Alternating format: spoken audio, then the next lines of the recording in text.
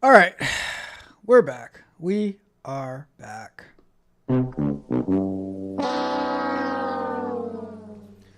So, here's what happens. Here's what happened, right? When I was trying to get the help, when I was trying to get the help information, right? And I did Nmap help. I think Nmap tried to do a whole scan on the computer and it messed up the internet connection the same way that NetDiscover did, except this time it did not let me recover my internet, and it was just a whole big mess, right? So when we're doing this type of stuff live, we're gonna have these type of issues, right? So I'm gonna start up back our 20 minutes. Oh, wrong one. It's time to do. And we will have to make do with what we have. It is what it is. That's how we learn. That's how we learn. Like I said, sometimes when we're learning how to ethically hack, we will end up ethically hacking ourselves. Bruh. All right, but let's continue on with the show as we were. All right, so we have, and we will not make that mistake again. Hopefully, hopefully not. I need to find a way to exclude my computer on this. All right, but let's get to it. Let's not waste any more time. All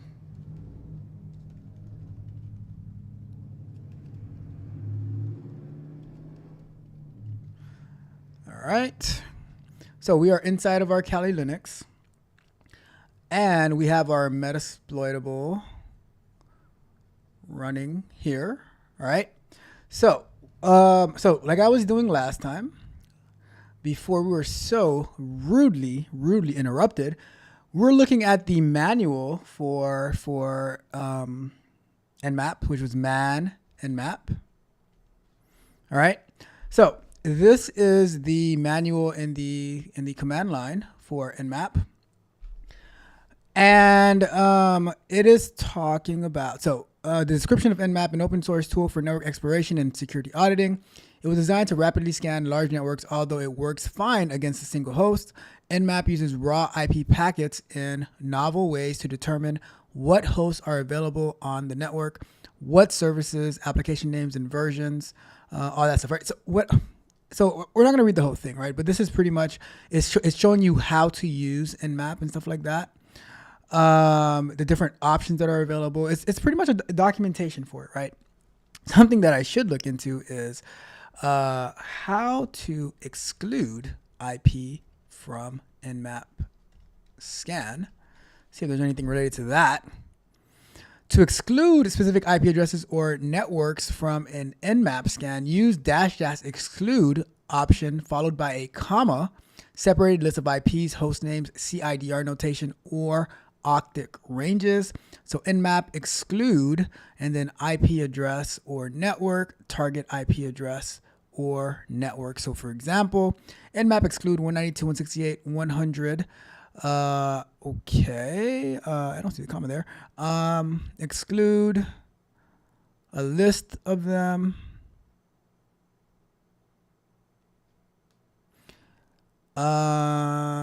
Exclude file option will be ignored when using the -il input file option. All right, there we go.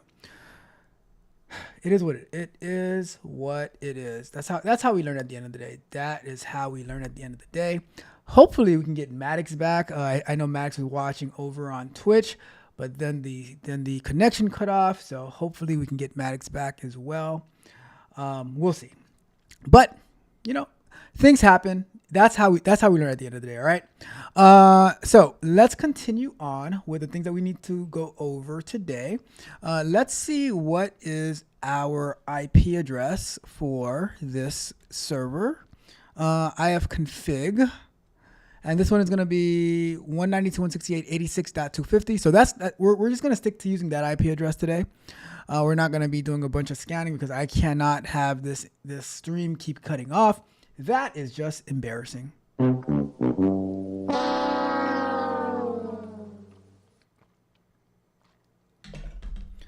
So, let me actually, did I pin this yet?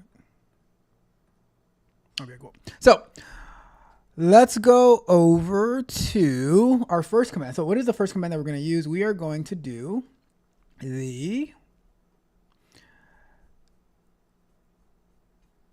so we're going to do this scan right here. So what let's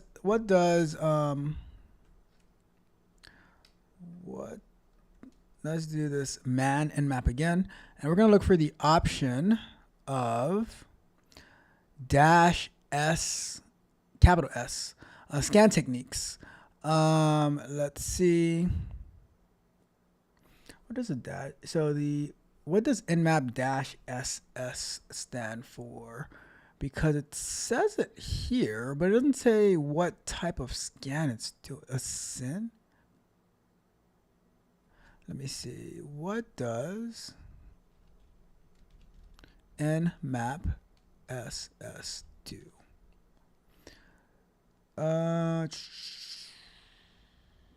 Let's see. Well, let's give it a try and see what it does, because I forgot exactly what it's supposed to do. Let's go to here, and so we're gonna do nmap -S, capital S, and we're gonna say the 192.168.86.250. Let's see what this one does. So, okay, I think I remember now. So it does a scan where it doesn't, it only does like a one-way scan. So it's searching for what ports are open. So on our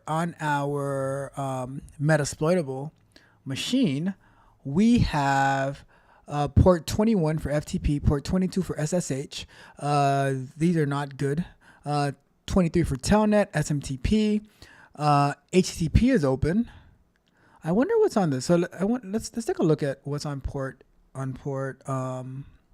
80. So if we were to go into our browser and we paste this IP address, oh, look at that! Look at that. We have a web page is open. Metasploitable 2 warning: never exposes VM to an untrusted network. And look at that. That is pretty interesting. All right, so let's continue. We have port 111 open, 139 NetBIOS SSN, Microsoft DS, exec, login, shell, RMI registry, ingress lock, NFS, CC proxy -FTP, MySQL on port 3306, Postgres SQL, and there's probably a lot more ports open, but it's giving us a certain amount of ports to start off. All right, so let's go and look for. All right, so the next command we're gonna do. So we did the -S, right? Now the next one is the TCP scan. So the TCP scan, if you guys remember, a TCP connection is it does a three-way handshake. It sends a request, it gets a response, and it sends it back in an acknowledgement. So for this, if we do nmap -S, capital T, and we do the 192.168 dot, let me move this over a little bit so I can see it, .86.250, let's see what we get from here. So it goes really fast because we are on, it's pretty much, this machine is on our network inside of, like, it's a virtual machine, right? So we get pretty much the same information, but this one took 18 seconds. The first one took 0.21 seconds compared to 0.18 seconds. We got the same information. Let me see. What else do we have? So latency, 61.46. Let's see. Anything stands out? It looks exactly the same, to be honest with you. But the TCP connection, with the -ST, is a more fuller connection that we're going for. So the next one that we're going to give it a try is going to be the U for a UDP scan. Remember, we were talking about TCP and UDP.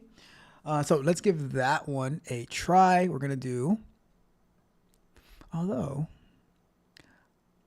thought it should have gave me an error, but nmap -S, capital U, and 192.168.86.250. Let's give that a run.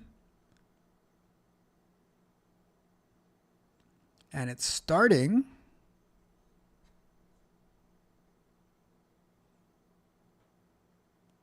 Let's see if anything's going to happen on this one.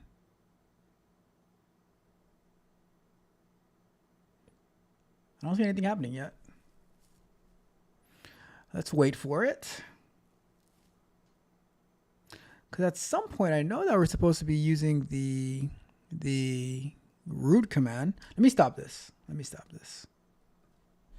Let's see. Because I feel like it's taking too long. Let's go. Let's try a sudo nmap -su 192.168.86.250. But I feel like if it needed the sudo, it would have told us that. Password. Let's see. Maybe just taking its time. Maybe the -u. Let's see.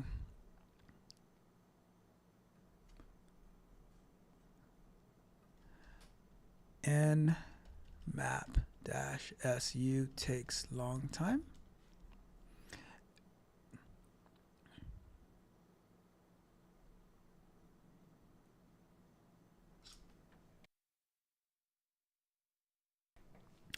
Let's see here. Because I know that one, they said that one could take some time, but how long?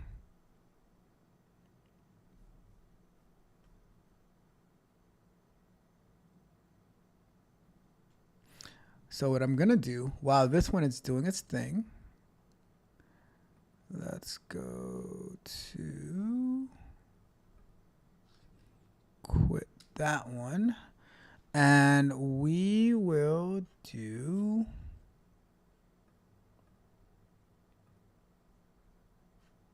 so we'll let that one go. And we're going to try another type of scan. We're gonna do we're gonna try to get the operating system that the Metasploitable is running on through Nmap.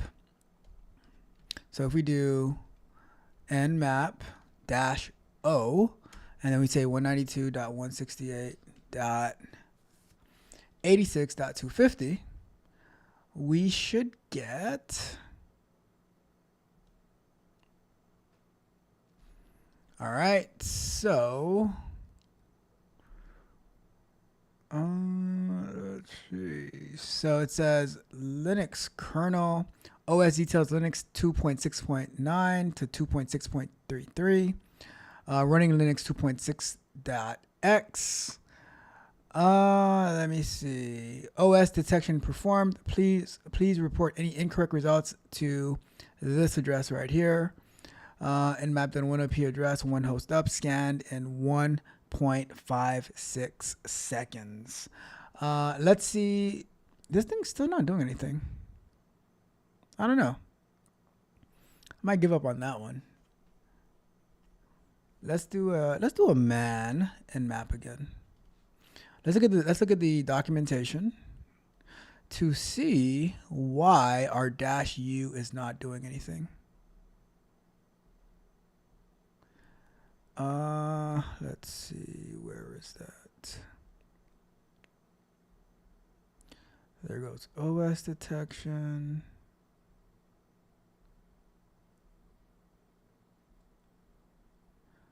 Let's see. I don't see the -u one. Oh, there it goes. UDP scan. I don't know. I don't see anything coming out of it. So let's find out what exactly is the purpose of a UDP scan then, because it's just been trying to go forever and nothing's happening.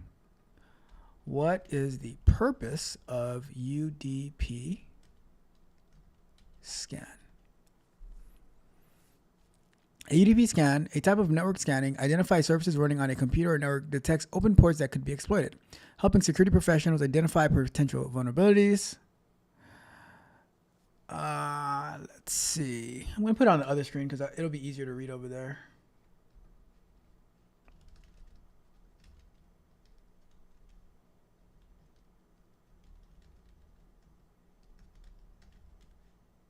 All right, let's go to the other screen.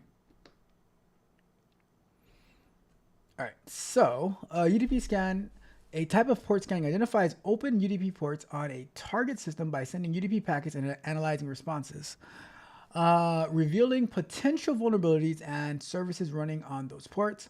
Here's a more detailed explanation. What is UDP? So, and I think I'm going to do a presentation on this, maybe for next week. I don't know. It says UDP. Actually, I don't know. I'm not sure yet. Either it's going to be AI tokens next week, or it's going to be TCP and UDP. So we'll find out.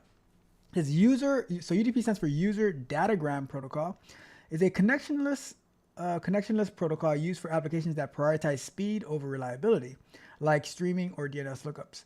Purpose of UDP scanning: identify open ports. UDP scans help determine which UDP ports are open and listening for traffic.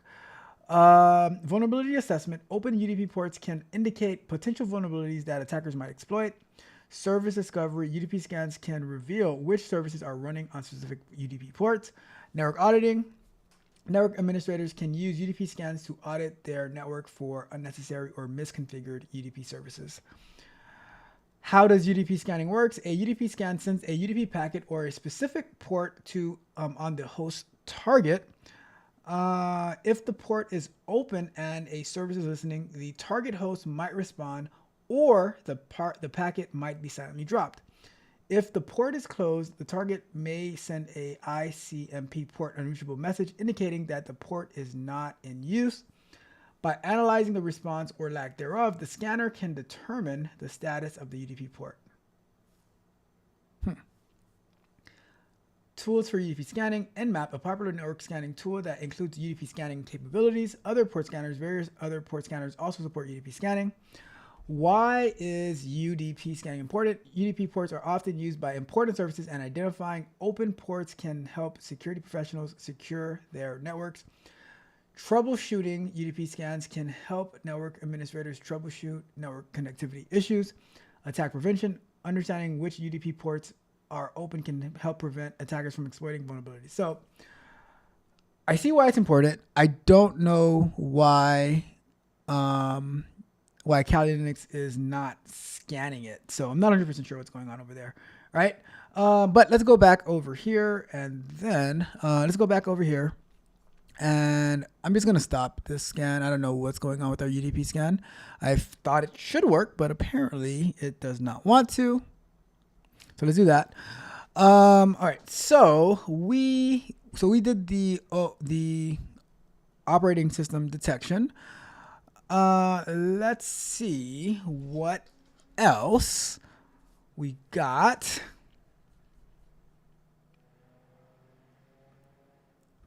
So we can also do version detection as well using Nmap.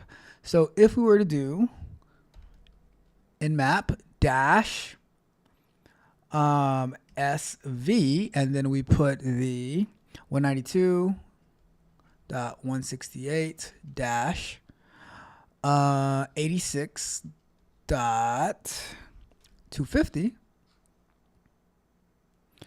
and we enter that.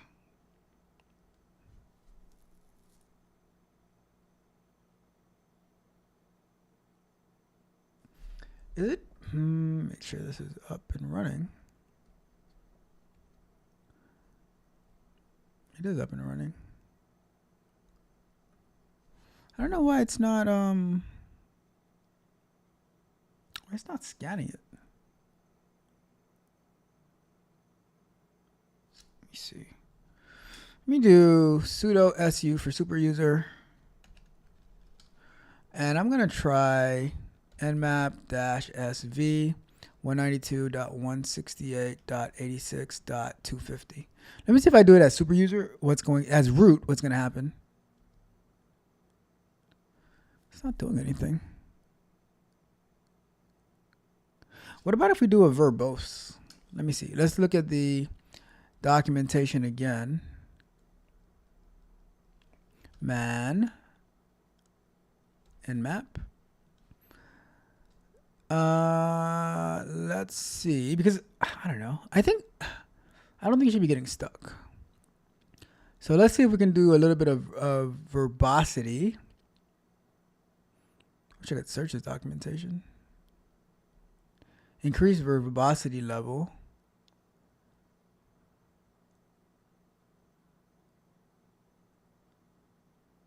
So let's try to increase the verbosity. So if we do here and we go -VV. All right, there we go. Now we're talking. Let's see what's going on over here. So,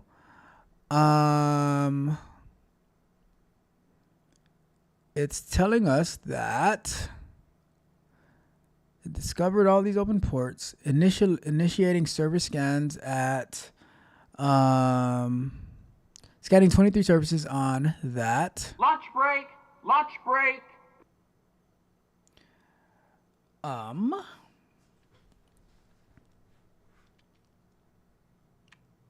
Cool.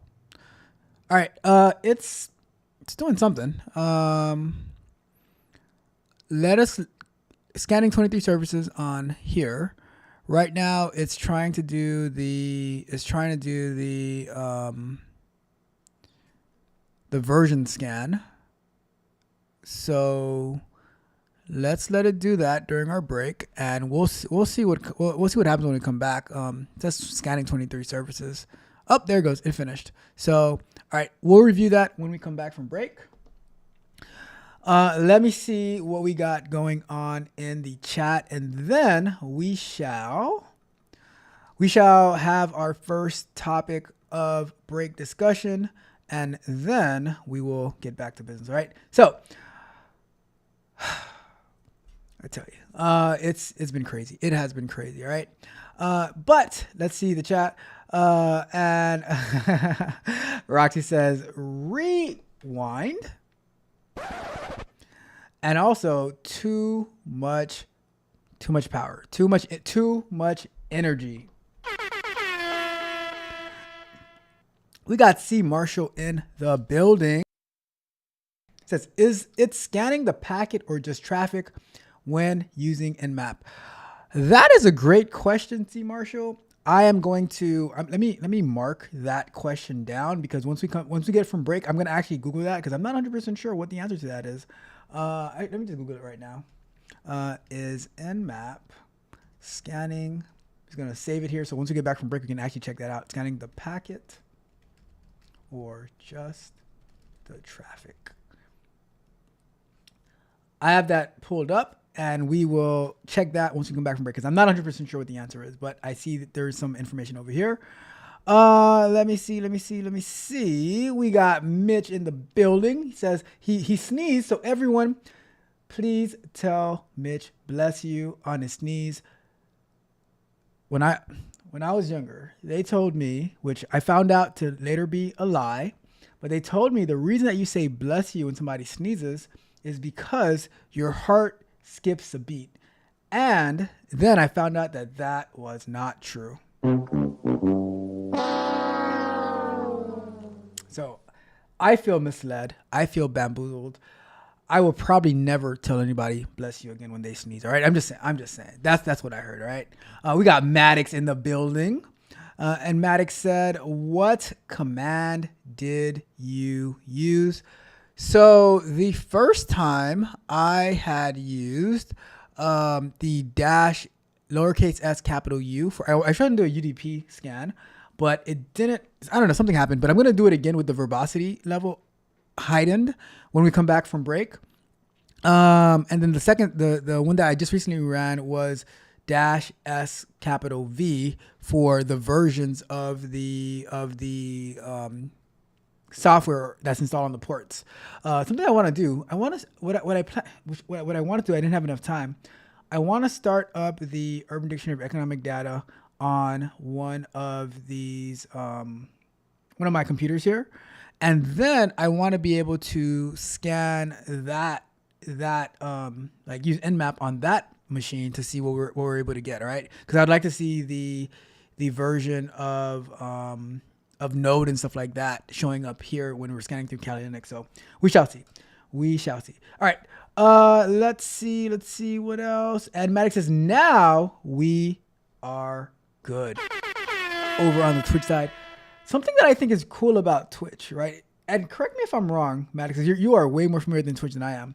But like, you just have a channel on Twitch. It's not like you have to go and click on a particular video to watch it.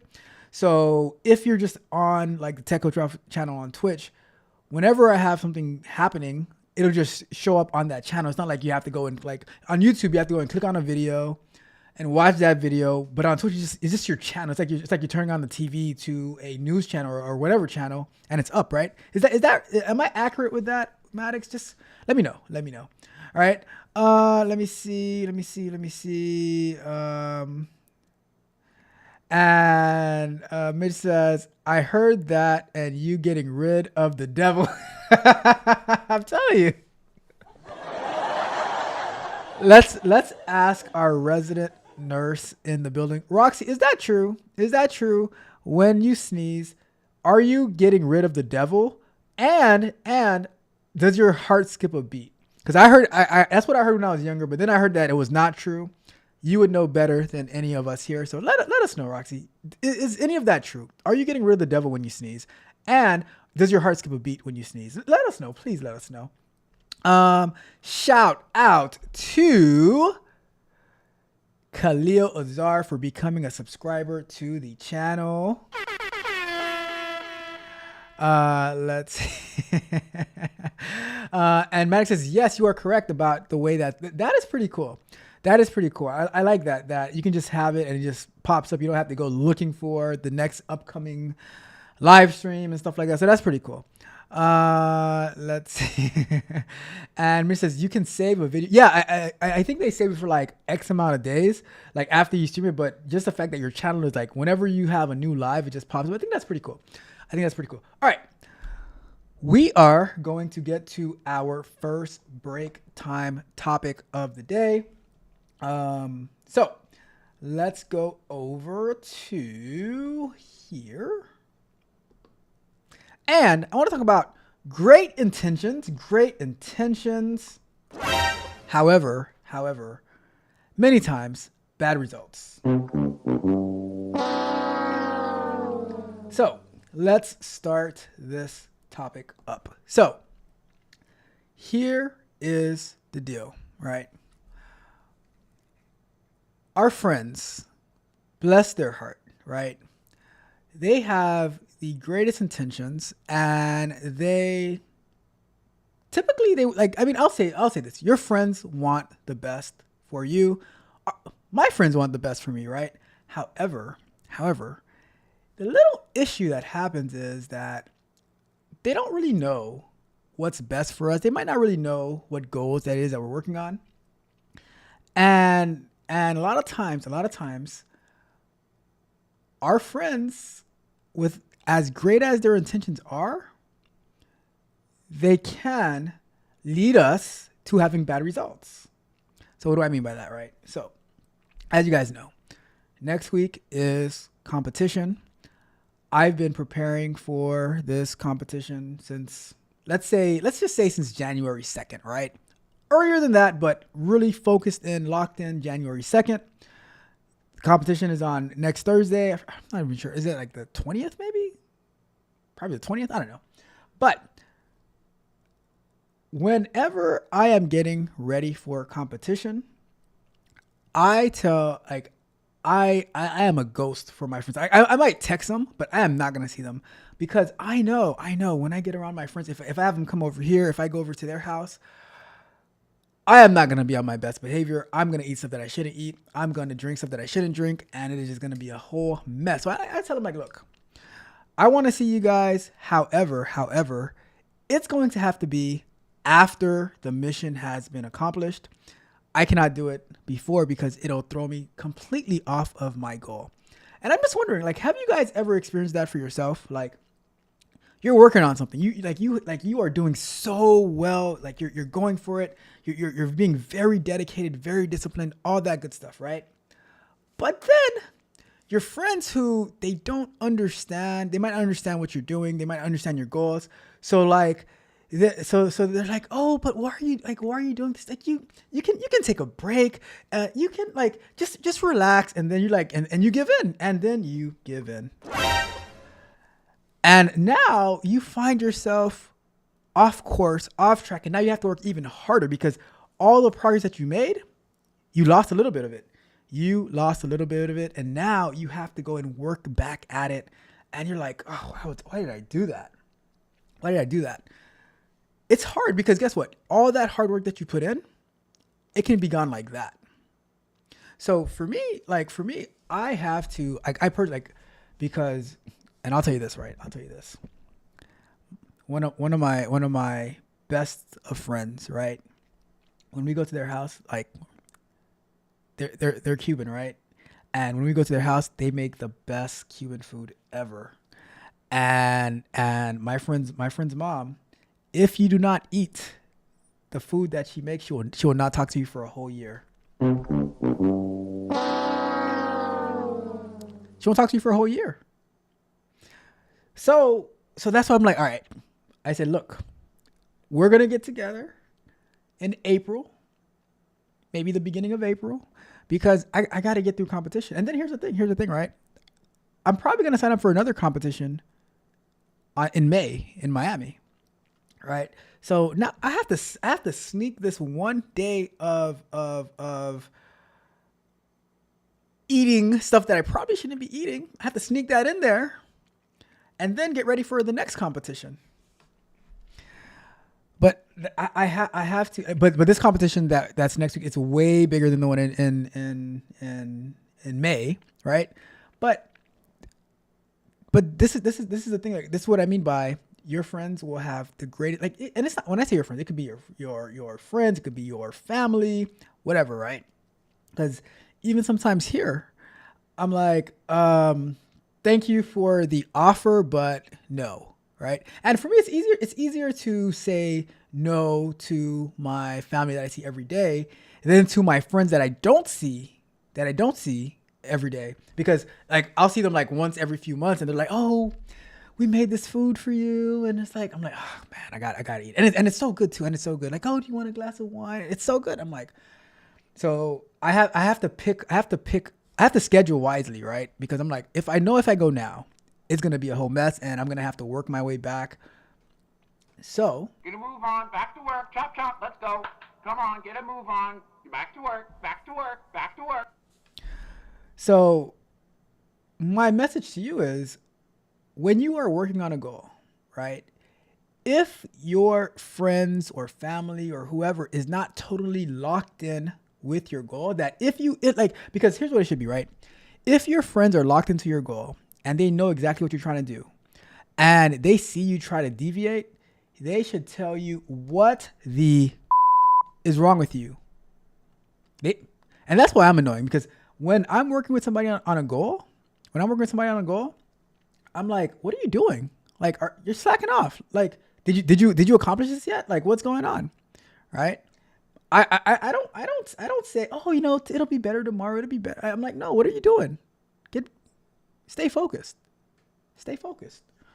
right? But when your friends aren't locked in totally with you, they can be the cause that you get. I mean, at the end of the day, it's totally your fault because it was your decision, right? But it could totally be like, but you can get bad results or delayed results because you went off track. You went hanging out with your friends, and now you have missed the mark. So we have to carefully plan all of our activities. We can't just wing it. If our friends want to spend time with us, they have to be locked into our goals, or you have to tell them, do not come. It is what it is. It is what it is, right? Let's go and check the chat, and then we'll get back to our next segment of work. All right. So let me see what we got going on in the chat before we get back to it.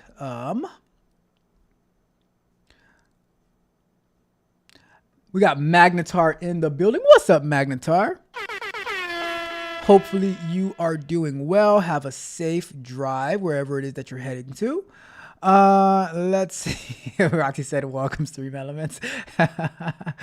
Let's see. What else we got? And Mitch says the proverbial friends. Okay, well, that's fair too. And Maddox says, glad you know your limits. Look, and I'll tell my friend, like I text my friend. I'll tell you exactly when I text my friend. Hold on. When did I text my friend? I'm gonna tell you exactly when I text my friend. Where is it? It was.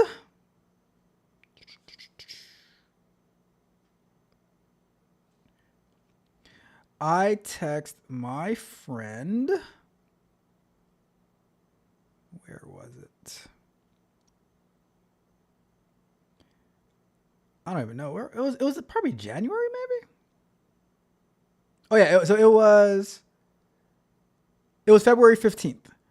I text them saying that let's get together in April after competition when I come back from my work trip. The date to be determined because I have to stay focused right now. Let's see.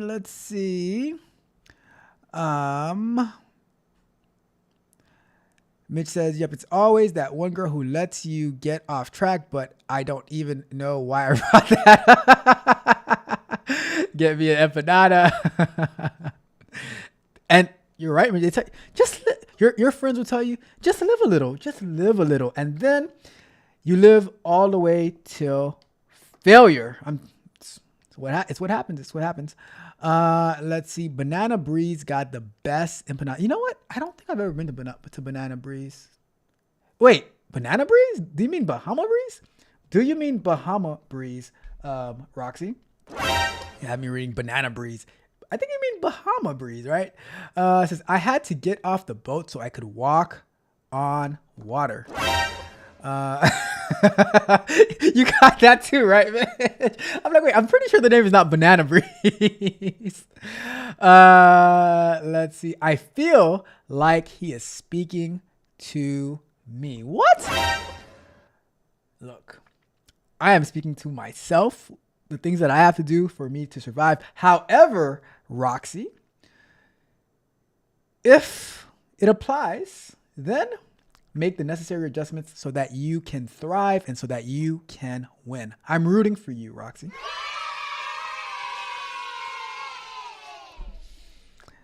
Mitch says, you're living a double life. I thought you didn't have friends. I have like 3 friends. I have maybe 4. Every 6 months, I have a 4th friend. All right. I'm just saying, but I have like 3 friends that I will, like, when I leave my porch, right, Mitch, it is to go see one of my 3 friends. All right. So that's how it goes. And Roxy says, that's what friends are for. Got you reading wrong. Got you reading wrong. See, look at that. Thank you, Roxy. We are good. All right. Let's jump in because time is of the essence. Let's jump into our next working segments and then we will get back to it. All right. So let's go. Let's go! All right, let's get back over here. Oh, actually, no, before we do that, let's check out what C. Marshall was asking about. Is Nmap scanning the packet or just the traffic? So Nmap scans by sending and analyzing network packets to discover hosts, ports, services, and operating systems, essentially probing the network traffic to gather information. So the direct answer to C. Marshall's question is Nmap scans by sending and analyzing network packets to discover the hosts. Let's see. It says, here's a more detailed explanation. Packet scanning. Nmap uses various techniques, including sending specific types of packets like SYN, ACK, RST, etc., to target hosts and analyzing the responses to determine the state of ports, identifying operating systems, and detect services running on those hosts. Traffic analysis. By examining the characteristics of the packets exchanged during the scan, Nmap can infer information about the network, such as which ports are open, which services are running, and even the type of operating systems on the target host. Examples of scan types. So we have the SYN scan, SYN scan, sends a SYN packet to a target port and waits for response. A SYN/ACK response indicates an open port, while an RST response indicates a closed port. UDP scan sends a UDP packet to target ports and analyzes responses to determine if ports are open or closed. OS detection. Nmap uses packet analysis to fingerprint the operating system of target hosts based on responses to specific probes. Nmap is a network mapper, which means it's used for network reconnaissance and vulnerability discovery. Nmap is free and open source, all that. All right, so there goes the answer to your question. C. Marshall, because I did not know, but we learned that together. So shout out to C. Marshall as always. One of my favorite people who has helped me tremendously, especially with the time cost calculator app. I cannot express enough gratitude to C. Marshall for all of that help, right? So let's go back to over here and let me log back into Kali Linux. All right, so this was the scan from the version, right? It says, all right, so the reason that I did the verbosity, so I could see if something was happening, because when we did the UDP scan, we didn't see anything, and when we started this scan, we didn't see anything, right? So I said, let me increase the verbosity to see if something is happening. Okay, so what this is telling us, the version of FTP is 2.3.4. The version of SSH is 4.7 on Debian 8 Ubuntu 1, protocol 2.0. Telnet is Linux Telnet D. Postfix SMTPD. So all of these are the versions, right? But why is this information helpful? Why is the information helpful? Well, here's the deal. These different versions can have vulnerabilities on them. And by us knowing the version of the software that's being used, we can see, oh, well, there is this exploit in FTP version 2.3.4 because they have not updated that yet. So we can use that as a way to infiltrate the machine or the network and all that good stuff, right? So that is why this version scan is pretty important, because it lets you know how you can get in, what are the vulnerable softwares that are on this machine. All right. So with that being said, let's go and it tells you, the reason, all that, right? But let's do this scan again. But this time I'm going to use the verbosity and we're going to do the UDP. We're going to try the UDP scan again to see what happens. All right. Because that time was taking forever. I want to see what's going to happen with the UDP scan. So it is saying, starting Nmap.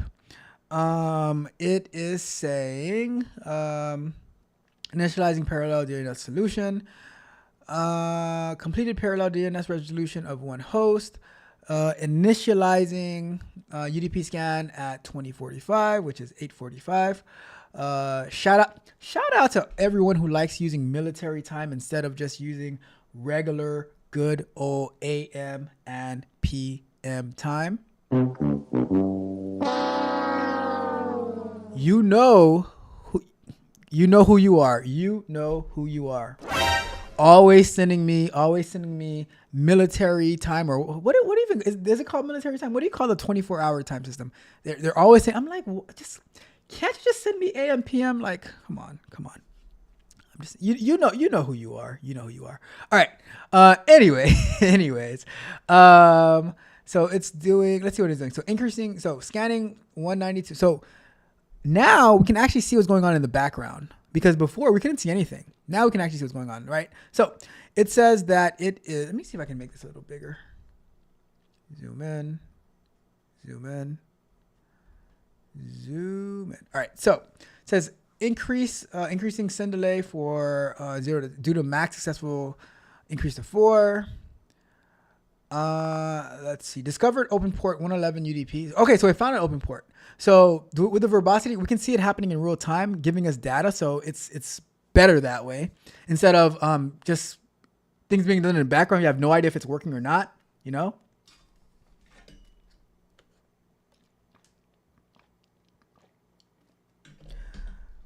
So it found one open port so far, about 7.29% done. So it looks going to be a while.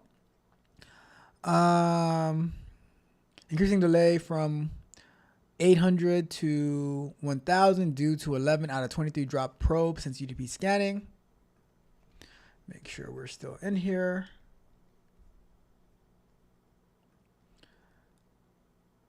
All right. Let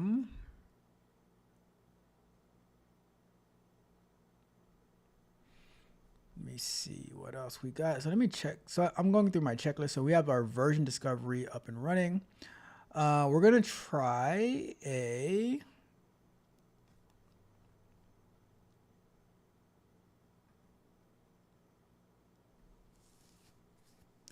Let's see.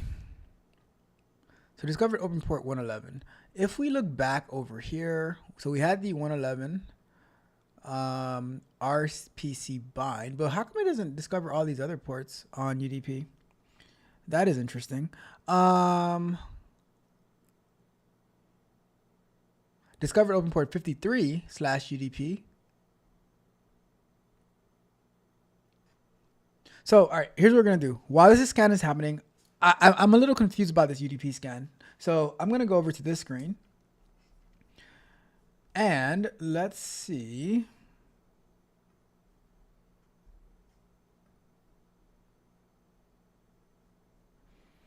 Let's see if we go to... let's try this again. Purpose of UDP scanning. Because I'm trying to get a better understanding of this UDP, right? Because it's taking a lot longer than the TCP scan. But from my understanding, the UDP scan is supposed to be like a one-way interaction. So the purpose of UDP scanning is to identify open UDP ports. And so now let me reverse a little bit. Is there UDP ports and TCP ports? So, okay, so UDP is its own type of packet. So the purpose of UDP scanning is to identify open UDP ports and running UDP services on a target host or network, helping network administrators. All right, so we read that already. Identifying open ports. UDP scanning involves sending UDP packets to various ports on a target and analyzing the responses to determine which ports are open and potentially listening for UDP traffic. So that means that there's TCP traffic and UDP traffic. So let me do this. UDP traffic versus TCP traffic.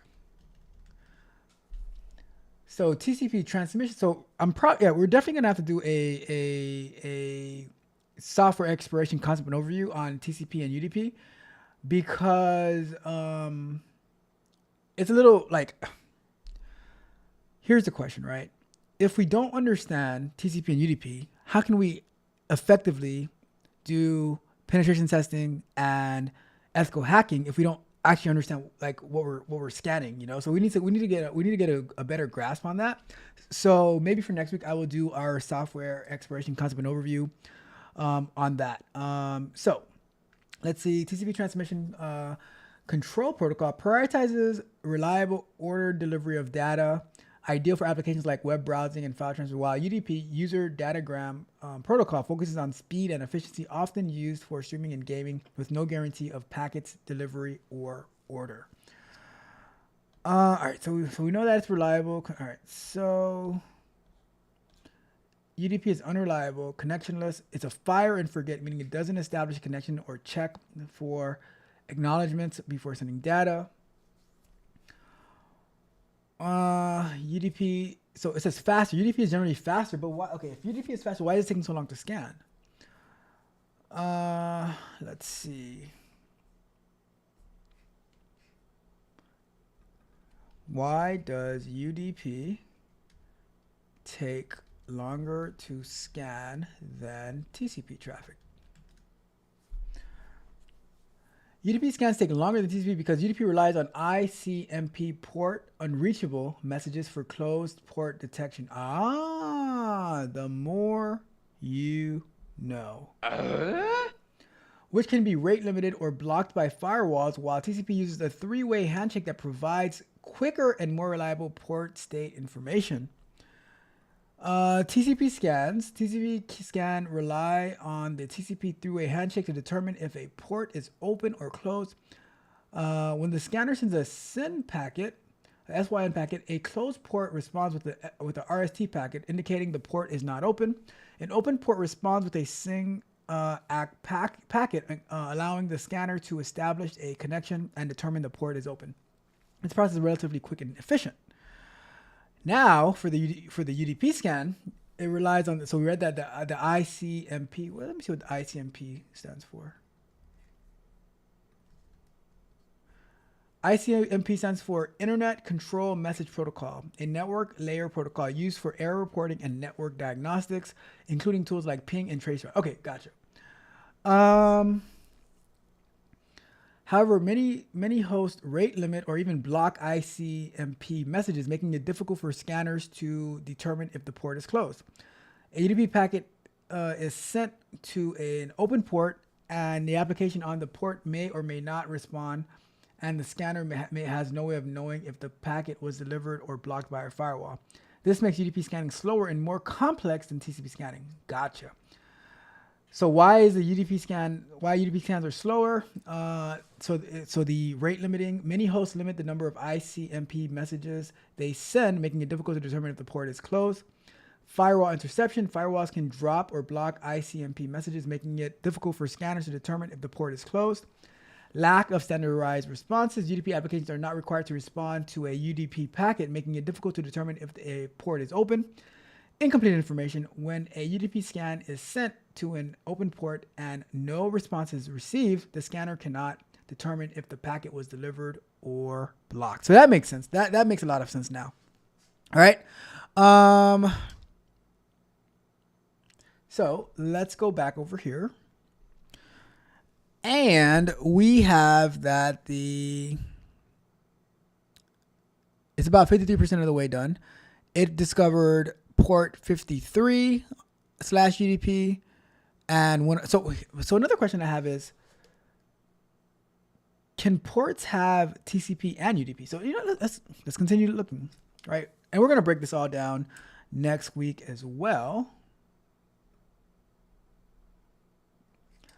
Can ports have UDP and TCP traffic?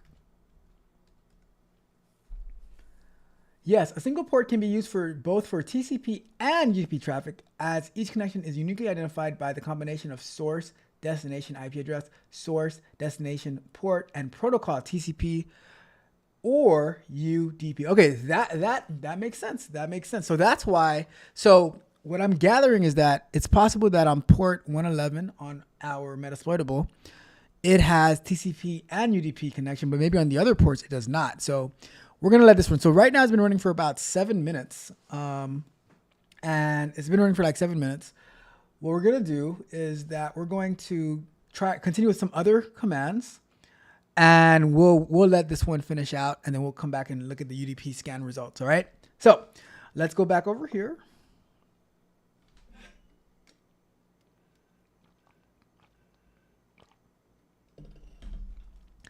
Let's go back over here and let's do the next one. We're going to do is we're going to do the version discovery again. However, let me zoom in on this one too.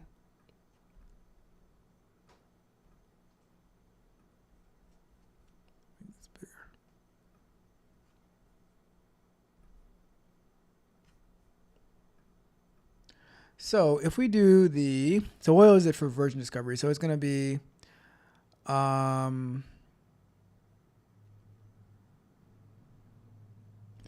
don't think we need to. Let's say we do nmap-s capital V for the version, and we say -vv for verbosity, and we say 192.168.86.250. Run that again. So we got all of our All right, so we got all the ports that are open. So you see how, okay, so you see how all these are, say, TCP on them. But if we look at over here, we have 111 for UDP. We have, so it's two different scans. We have the TCP scan, and we have the TCP scan, and we have the UDP scan. So the same ports, 53 and 111, they're available on our TCP, right? But what it looks like is there is no 21 for UDP. There's no 25 for UDP and stuff like that. All right. So we are looking at this one. So we're waiting for this. We're waiting for this version scan. In the meantime, while we're waiting for that, shout out to That's Interesting for subscribing to the channel.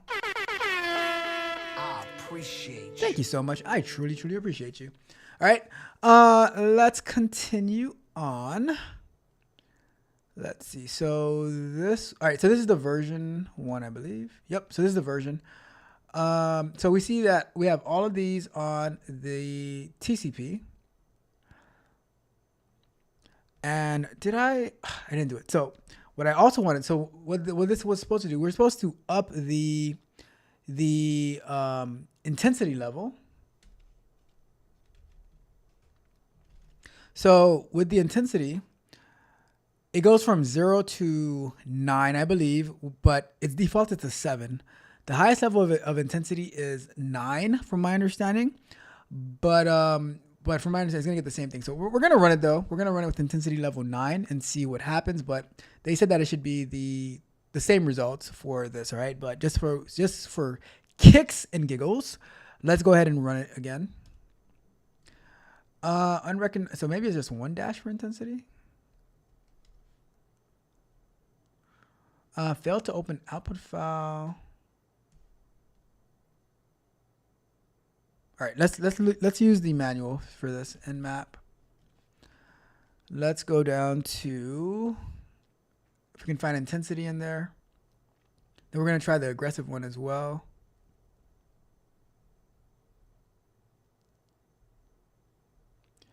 So there's supposed to be an intensity.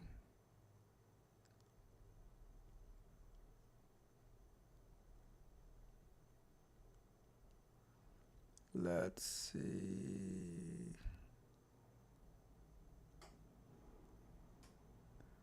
Is there an intensity in here?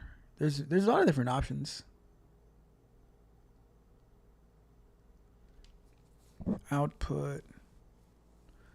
I don't see the intensity.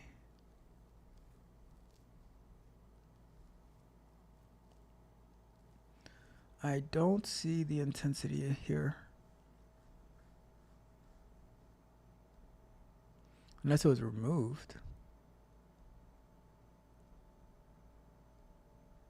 See the different scan types. Input. So, all right, let's do a search real quick to see. Lunch break! Lunch break! Nmap intensity.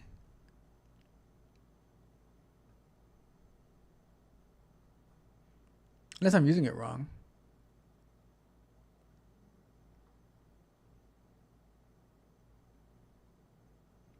But I thought it was just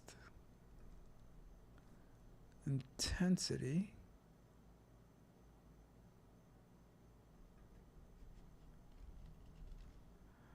Is it version intensity? When performing a scan, Nmap sends a series of probes, each with which is assigned a rarity value between 1 and 9. Okay, so I guess it's version intensity. All right, so we'll try that when we get back from break. But for now, let's go to break. And I will check the chat before we get to our next break time discussion. Let's see. Mitch busted out. The Skip Bayless says, "Put your glasses back on." And yes, Roxy, we are very, very happy that you have your glasses on, because now we can make sure that when you are going out for dinner, that you don't go to Banana Breeze, but rather you go to Bahama Breeze. It's all out of love and concern for you, because I don't think you want to go to Banana Breeze. Who knows what you're gonna get at Banana Breeze? All right, I'm just saying, Roxy. It is because we care and we are concerned for your well-being. All right. And C. Marshall says 100. Awesome person, must say. Let's see. Roxy says Magnetar. Is Magnetar the one that uses the military time all the time? I don't know. That is a great question.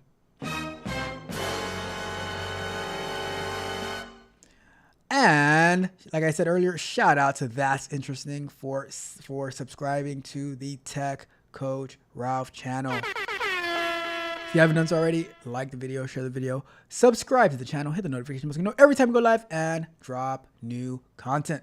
And check out techcoachralph.dev for access to exclusive content, as well as access to the Team Tech Coach Ralph Discord, where we're doing amazing things in there. And if you need one-on-one coaching, techcoachralph.dev as well. I have some spots open, working hard every single day. All right. Let me see. Oh, we got my guy in the building, Junior. What's up? Junior says, what's up, family? What's up with you, Junior? Always a pleasure when you are in the building. Roxy says, thank you, coach. You are very welcome, Roxy. We're just looking out for you. All right. We're just looking out for you. All right. Let's jump over to our next break time topic for tonight, which is not embracing AI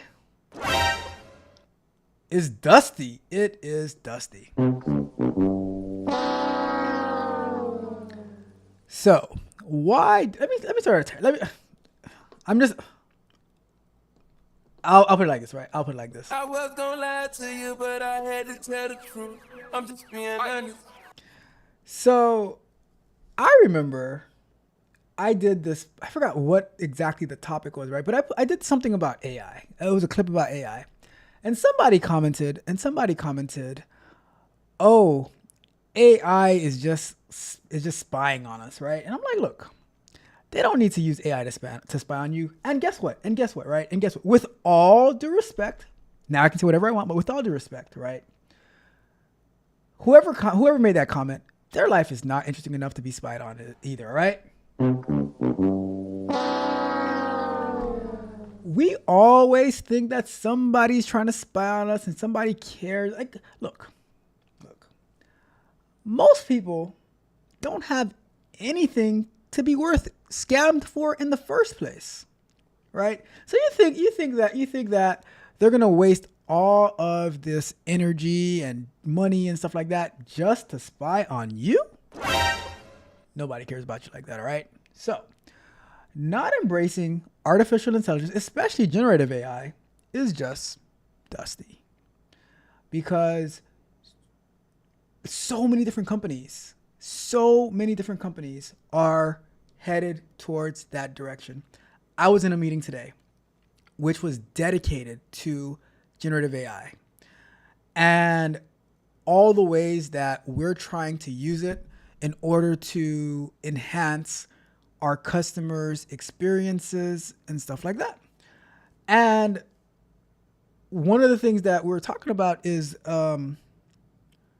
some concerns that our users have about it, but generally the feedback is very positive. They're like, all right, now it's like, all right, how can we control the tone and the delivery of the AI? But it's like the information itself is spot on, and it's like analyzing like video. Like let's say like this, right? Let's say you're a content creator. Let's take myself for instance, right? And I want to get feedback on like, all right, what are some mistakes that I'm making, right? What are some mistakes that I'm making? So generative AI could analyze the video and say, okay, you are doing this wrong, you're doing this wrong, you're doing this well, right? And giving you pure feedback on how you can improve your presentation, your communication. It can probably analyze your scenes and say, oh, this is too busy. I don't know. I'm just, not that I've seen this, but I'm pretty sure like that's something that could be accomplished, right? Like I said, I have in my coaching calls, in my meetings, I have a AI assistant that follows me around, takes all my notes and stuff like that. Do you know how hard it was for me to be in calls with people and take notes? Because it's like I feel like I'm not listening, I'm not coming because I'm trying to like jot down notes. Now I can just after the call I can just go and review the notes, and I have the option for the person who was in the meeting with me to also get a copy of what we spoke about and what are the action items that need to be taken before our next meeting. So when I see people like they're like, oh no, yes, there are some considerations that are being made for AI, but trying to run from the future, this level of dustiness, right? This is what this is the same exact reason that people start to cry and complain when something takes their job. Like for all of the horse and buggy chauffeurs, when the automobile came around, and they were probably pouting and stomping their feet saying, no, this is not fair. This is not fair at all. I hate it here. I want to go home. Right? They get so like people at the end of the day, right? People hate change.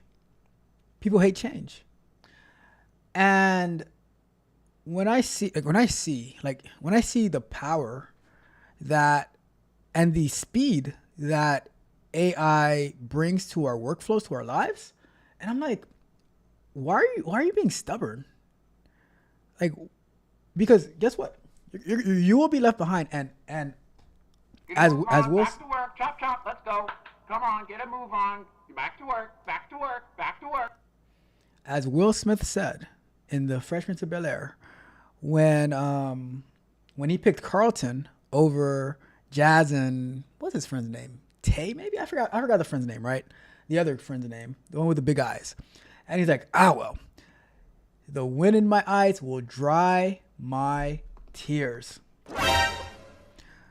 If you're not looking to catch on to like what the future is bringing, and you just want to stay exactly where you are and stay dusty, then it is what it is. I don't believe anybody should feel sorry for you. When you see all these people all these people like crying and protesting on TV because they didn't adjust, they didn't adapt to where the market was going, and now the jobs that they used to work is no longer needed, but there's new jobs being created because I guarantee you with AI, it's going to be creating.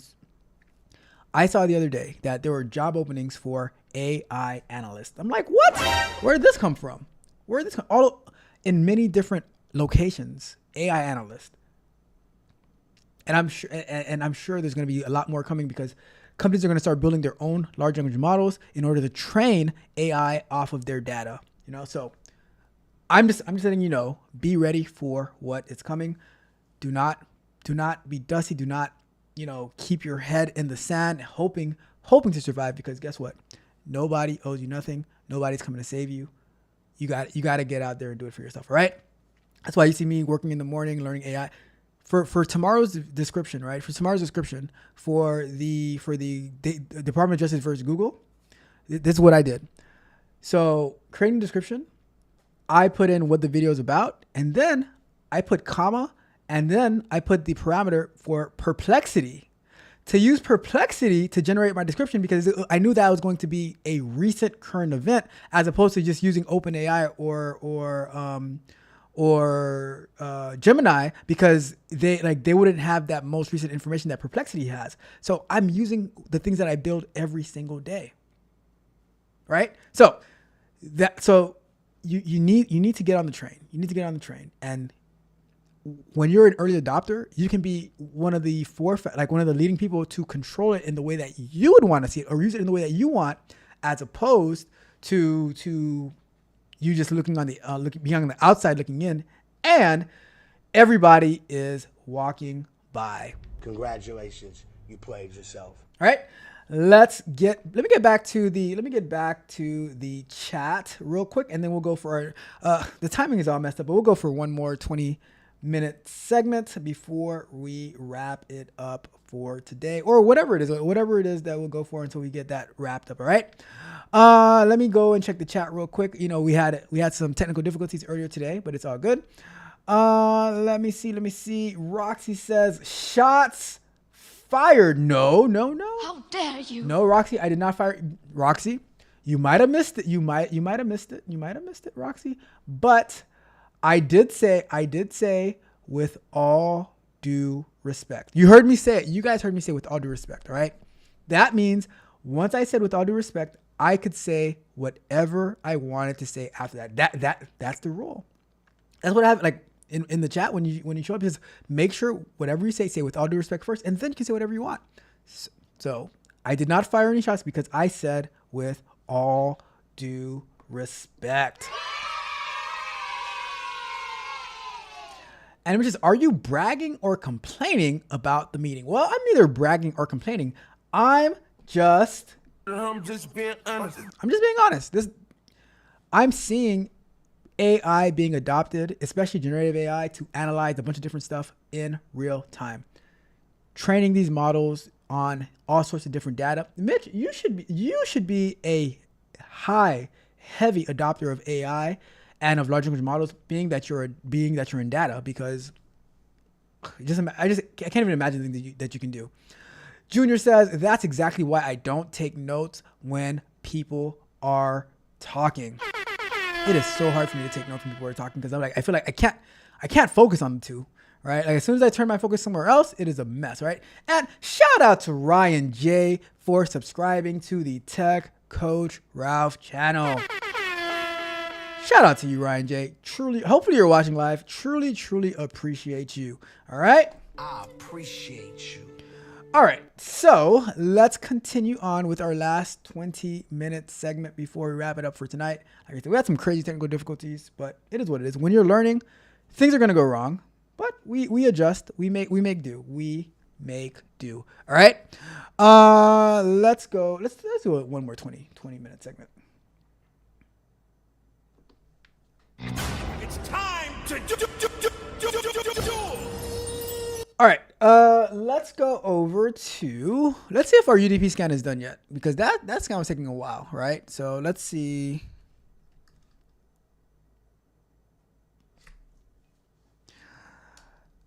And, all right, so UDP scan is, which one was this one? This was so our UDP scan is complete.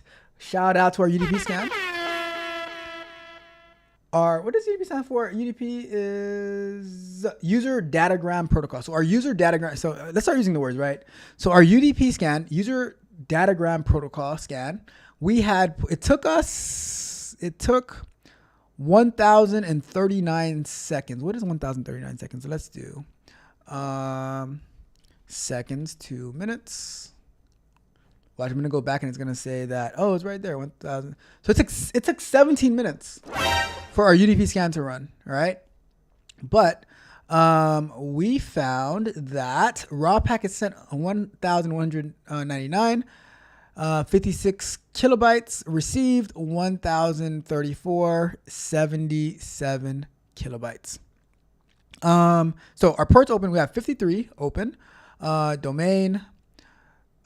We have 68 open filtered DHCP, no response. 69 is open, TFTP, no response. We have 111 111 is open, RPC bind. We have 138 open, NetBIOS DGM, and we have 682 open. Let's see, and we have 249 open. All right. All right, let's go back to our other one. And let's do a quit. And we're going to do -- version intensity. intensity 9. And while that one is running again, I wonder if we can do a, not that we're going to do it, but I wonder if you could do a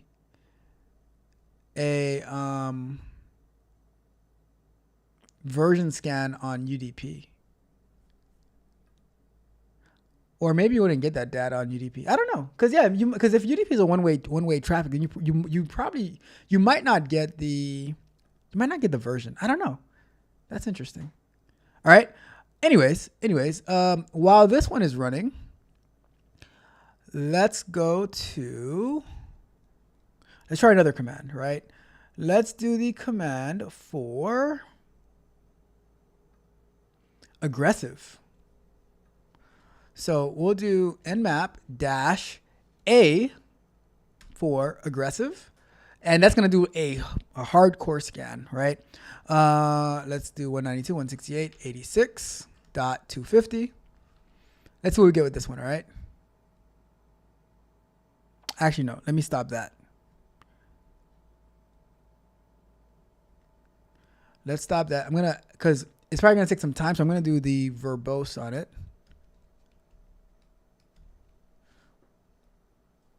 All right. Shouldn't take too long because it's not doing a UDP scan. It's doing a TCP scan. But even with that TCP scan, it's going to increase the intensity level of the version and stuff like that. It's doing it for the first 1,000 ports. So let's give that some time to do what it's going to do. Let's see. So we already looked at the manual for Nmap. Let's see. We don't have that many commands left, actually. So we can work our way through those as well.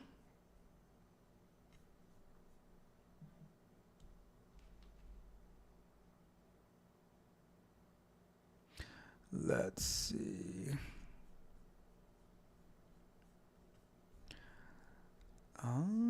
Let's see. Here, scanning 20. So they're both scanning services. Can open up a new one while we're waiting for that.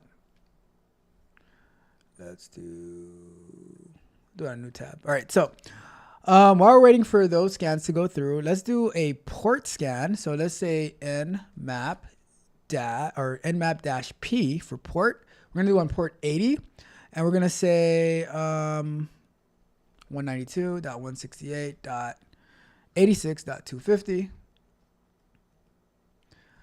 And that tells us that the port is HTTP open. Anything? I don't think. Let me see. What else can we get from this? Let's do -VV. All right, so with a little bit more verbosity, we have completed ARP ping scan, initializing, completed, host is up, port state, open, HTTP. Let's see if we can pair it with this, right? So let's say we do -SV for the version. Port 80, verbosity 2. All right, so let's say we do this. Can we get even more detailed with that? Because what I'm looking to see if we can pair these commands and see like what can we actually get out of it. All right. So look at that. So we have the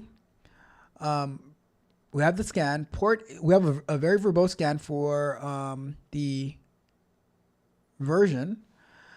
And we have the Apache HTTPD 2.2.8 on there with a MAC address. Now, here's a question, right? Here's a question. Actually, no, before we get to that one, what about if we wanted to do a scan with no ports specified? So let's try this one, right? Let's check in on this one. So, all right, this one is done. What command do we run on this one? This was the aggressive scan. So let's see what this aggressive scan. So, ooh, this is really aggressive. We should have outputted. Oh my goodness, there's a lot of information in here. Wow, wowzers. So what we're gonna do, because this is a lot of information to read over here, let me do this real quick. We're gonna do the scan as time is running, right? We're gonna do a no port scan. So nmap dash SN and the IP address of 192.168.86.250. And it comes back saying the host is up, one IP address. So nothing major. It's just telling us if the host is up or not. I wish I could do. Let me see. If I could do a network scan excluding this IP address, that'd be helpful. That's it. Let me see what I can do. But let's go back over here, right? So now here's what I want to do. I want to output the result of the scan to a file, right? So let's clear this out. We're going to do nmap-a-verbosity, and we're going to do, so in the essence of time, here's what we're going to do it, right? So let's do this. I'm going to do I'm going to do an nmap dash SV. Is it SV? No. ST for TCP scan, or let's do SS, right? For the very basic scan, right? And then we're going to do a dash VV for verbosity. And we're going to say the scan is on 192.168.86.250. But we're going to output this file. We're going to output the information to a file, all right? So we'll call it TCR output, scan output. .txt, right? So enter. Now we don't get anything on the screen, but if we do a cat TCR scan of output, we have all the information here, right? But what if we wanted to actually have, like it's streaming the details, right? So the way that we have to do it, we have our nmap-a, because I wanted to stream it so we can so we don't just get something stuck for a while, right? We want to see what's going on. We want to see the verbosity going. So what we're going to do it a little bit different here. We're going to use I want to use the -a because it has a lot of information, which is hard to read it through terminal. So we're going to do this. We're going to do nmap dash ON for outputting. If we look at over here, man nmap, we go down to the output section.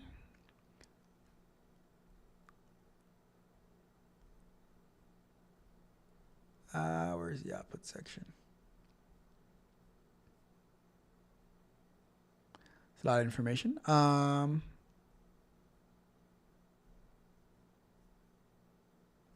Where's the output section? OS detection.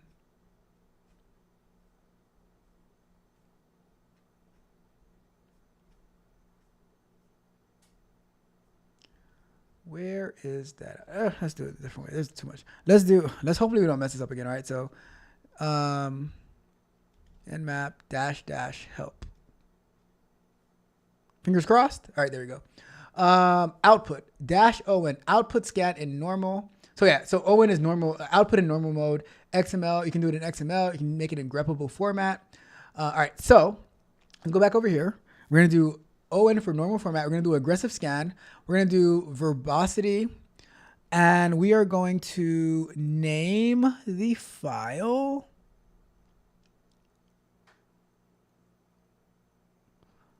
Name a file. Let's see if it's going to go here. We're going to say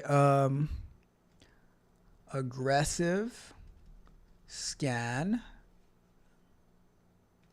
TCR aggressive scan output.txt. Let's see if this is going to work, right? Because I'm not 100% sure of the order that it goes into, But we have all that. Let's see what happens. Name a file. I think that should do it. Let's give it a try. Output file begins with dash. Output file name begins with a dash. Oh, okay. So that means this right here probably has to go after, right after here, I'm guessing. Let's see, TCR, aggressive, scan, output. Let's try that and let's see what happens with that, right? Boom, look at that. I'm gonna go over here and I'm gonna do a ls command, and there goes TCR aggressive scan output. So and that's being compiled. So if I do a tail dash F to follow, and we do TCR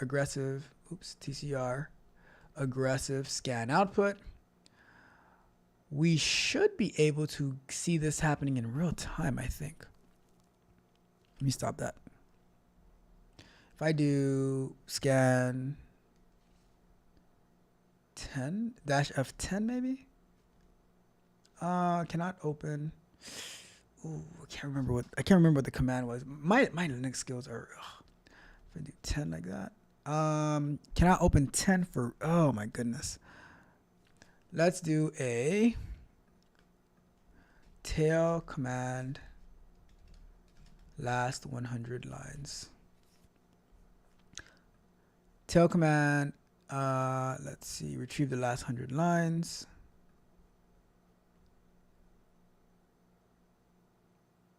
Tail dash F 100 and follow. So tail is a command to see the last X amount of lines.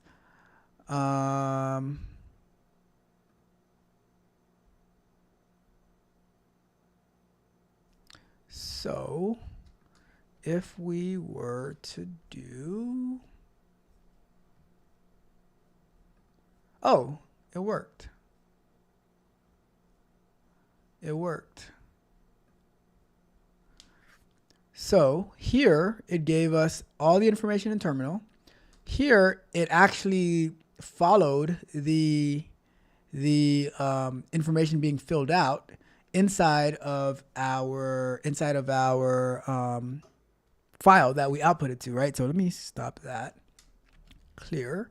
And if I do cat TCR aggressive scan output, then we have everything right here outputted to a file. So if I also go to my desktop over here, open folder, and I go to this one right here, open with, is there a notepad? Let's rename the file. .txt. We open this with, I guess we open with Vim. There's no notepad on here. Anyways, but this is all the information. So we have everything outputted to a text file where it's giving us all the details. This is a very aggressive scan. It's giving us SSH host key. It doesn't give us the software version from what I see here, but the open ports, certificates, that should not be in there, I don't believe. Let's see. It's giving us the TCP and the UDP. So on port 111, we have TCP. On port 111, we have UDP. 249, we have TCP. We have this. It's going to a lot higher in numbers. Oh, it does give us the version as well. Look at that. MySQL version 5.0.5. There's some serious information here. However, you should not run this command. You should not run this command if you do not if you don't have permission to run it on a particular network, because it's a very, very aggressive scan. So be careful, right? Let's see. Net BIOS name. Yeah, that is pretty. That's a lot of information. It's real simple, B. It says wrap it up. Wrap that shit up, B. Almost done. So we got that. We have the note. We did the note port. We did the port.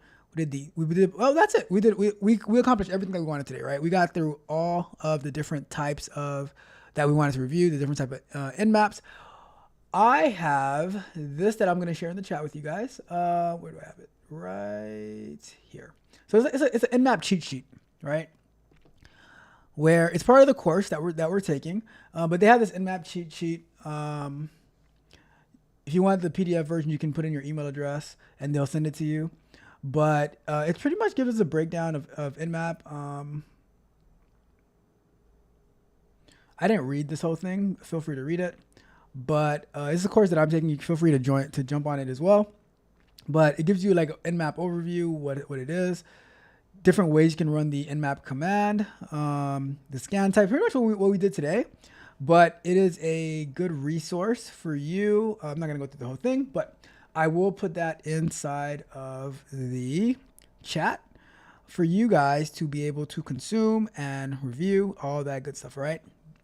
Yeah, but that's pretty much it. That is pretty much it for today. Let's go back to our full screen. And there we have it. How'd you guys like that? A lot of different scanning, a lot of different ways to use it. I learned a lot. I learned not to type in nmap help because it will mess up my connection and mess up my stream again. We'll be more careful next time. We will be more careful next time. But yeah, that's about it. Oh, okay. So let's do this. Let's wrap it up with final thoughts of today. All right. So my closing thoughts for today is that you right there. I'm talking to you. Yes, you. You only care about yourself, right? And what do I mean by that? You only care about yourself. And guess what? I don't think there's anything wrong with that. However, I think you are being dishonest in how upset you portray yourself to be with all the things that we see going on. When it's like, oh my God, like here's one of my favorites. Lunch break. Here's one of my favorite things that's going on, right? When we see all of these measures for efficiency happening, and it's like, oh my, because number one, and I'm not talking about the federal government in particular, because during the pandemic time, a lot of like with all this PPP money that was being granted, a lot of companies, they hired a bunch of people that they didn't need. And then they had to make these drastic decisions later on to get rid of people in order for them not to go out of business, right? Which a lot of them probably still went out of business, right? So when I say that you only care about yourself, when you hear all these things are happening and you're like, oh, they're cutting this team and that team and stuff like that, you don't really care about all the people who are actually being laid off. You care about you not getting laid off, or like you're like, oh, I don't want this to happen to me, which is totally fine. But don't make it seem like you are so heartbroken about what's going on. No, you're just afraid. You are just afraid because you're like, what if I'm next? Well, because when I see all these drastic measures are being taken and stuff like that, guess what? If they find out that they made a mistake, they can just call the person back the next day and say, hey, we actually need you. And they'll figure it out from there, or they'll just get somebody else. So for me, I'm like, look, I'm just watching. I'm just curious. It's like, look, if companies need to be more efficient in order to stay afloat, in order for people, like I would rather they make a 20% cut and the 80% still get to work, and hopefully the company is able to make it out of whatever they're going through, versus they're just trying to hold on and be strong. Because I'll tell you this, right? The last company I worked at, right? they were like, "Oh no, we're not going to make any cuts. We're not going to do it." All the stuff that they're trying to do, right? And then eventually, they had to make cuts. And then eventually, they just closed their doors, and everybody at that point, everybody ended up unemployed. Bruh. So, they and I don't think there's anything wrong with you caring about yourself.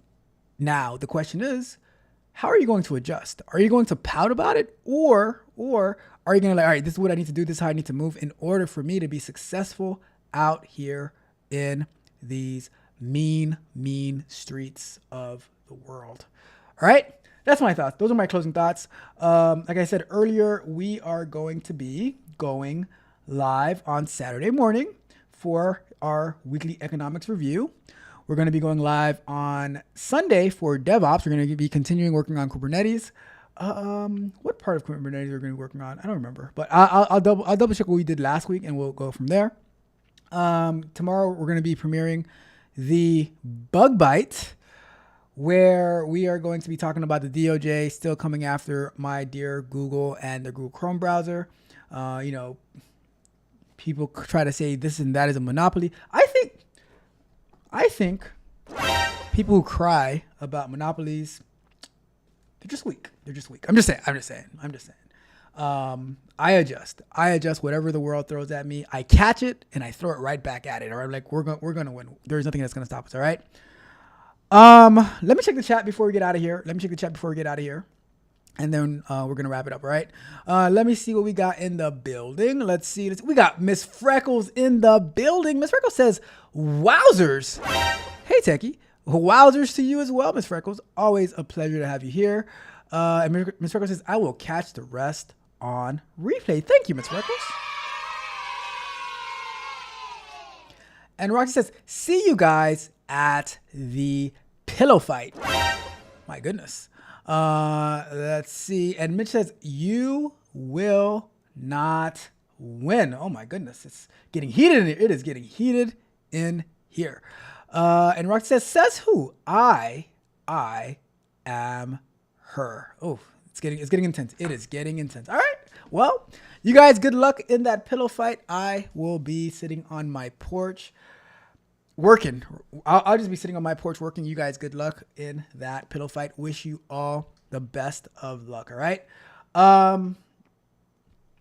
Here's my question to you guys. Despite us having to start over, despite all the issues, did you guys have a good time? Did you guys have a good time? Are you not entertained? Are you not entertained? Is this not why you are here?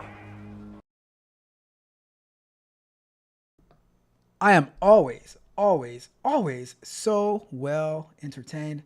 Always a pleasure. But you guys know that.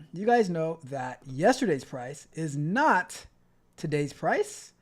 Today's price is certainly not tomorrow's price because as my dear friend Marlo says, one more thing. Price of the brick going up. The price of the brick is always going up. Roxy says that she won the pillow fight last night. All right. Here's a question, Mitch. Help me out real quick, Mitch. Can you win a pillow fight if there's only one person inside of that pillow fight? I'm just asking. Is it possible to win a pillow fight against yourself? I don't know. You guys let me know. Let me know your thoughts. Can unless you have multiple personalities and you're fighting against yourself. I don't know. But that will be a topic for another day, another time. Junior says, great show. Shout out to you, Junior. Thank you so much. Truly appreciate it. And Mitch says, nope, it is not possible to win a pillow fight with only one person in it. I tried. Anyways, we are gonna get out of here. You guys have an amazing rest of your night. Tech Coach Ralph, we are out.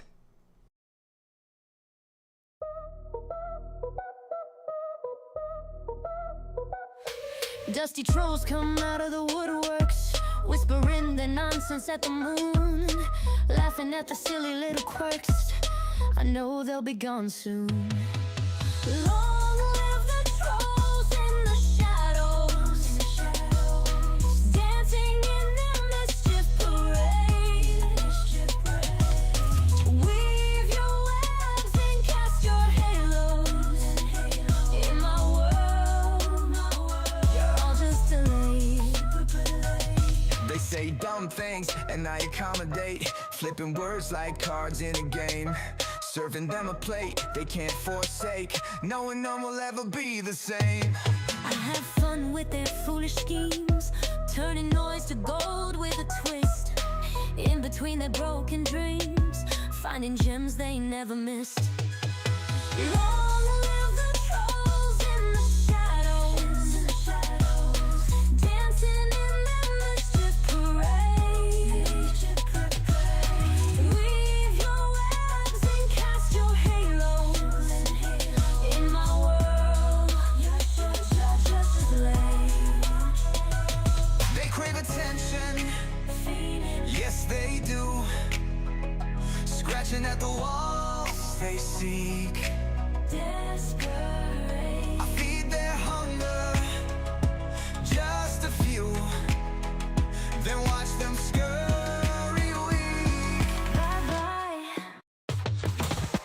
Long live the trolls in the shadows, dancing in their mischief parade. Weave your webs and cast your halos in my world. You're all just delayed. Super delayed.